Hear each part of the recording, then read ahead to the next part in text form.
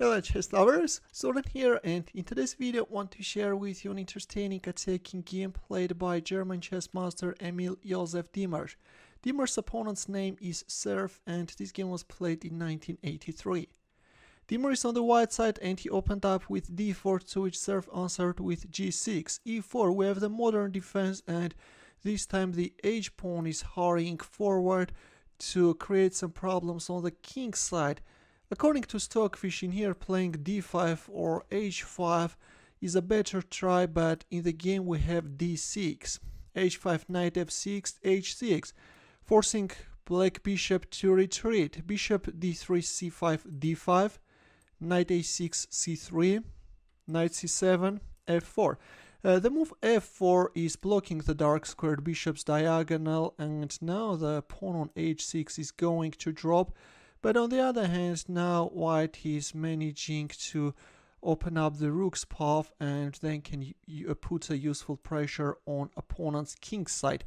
a4 trying to stop opponent's queen side expansion, and at the same time with a4 white thread the third rank and now is managing to switch that rook into the game.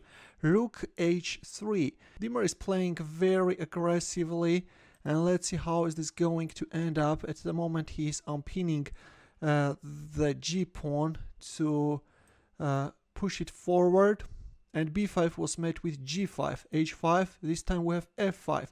There is a very famous game played by Diemer against Thomas Helling, where from the start of the game he is making 17 consecutive moves with his pawns. I will publish that game, of course, but this game is notable in the sense that in this game we also see too many moves made by pawns. Bishop e5, f takes g6, and bishop g3 check. So instead of recapturing, black decided to give an intermediate check, but this is bad, and now I will tell you why.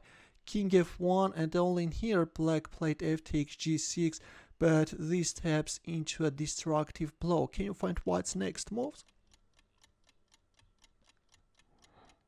Ready? Here we go. Diemer went for rook takes h5. Now if g takes h5, then check, and then bishop g4 check, followed by rook takes h8. Now can you understand why it was good to keep the bishop on e5 and go for f takes g6 straight away? Imagine that the bishop was on e5, then this rook takes h5 is not working, because in the end of the day, yes, your rook is protected. Also, the bishop on g3 in some lines is vulnerable. Now we will see how it goes. So bishop g3, king f1, f takes g6, and this heavy blow followed.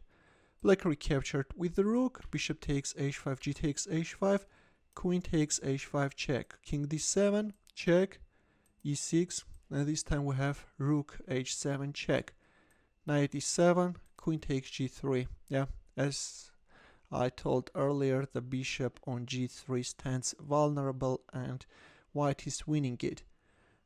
Black's position looks miserable and victory is just a matter of times. Queen f8 check, rook f7, queen g8, bishop g5, e takes d5, and after bishop takes e7 check, finally we have a resignation. There is just no defense. You can't hold this position. Enough is enough. Black resigned. A very aggressive attack by Emil Josef Diemer, which turned out to be unstoppable for his opponent. In the end, the chess puzzle for you, where the task is to win with the white pieces. As usual, we'll wait for your answer in the comment section.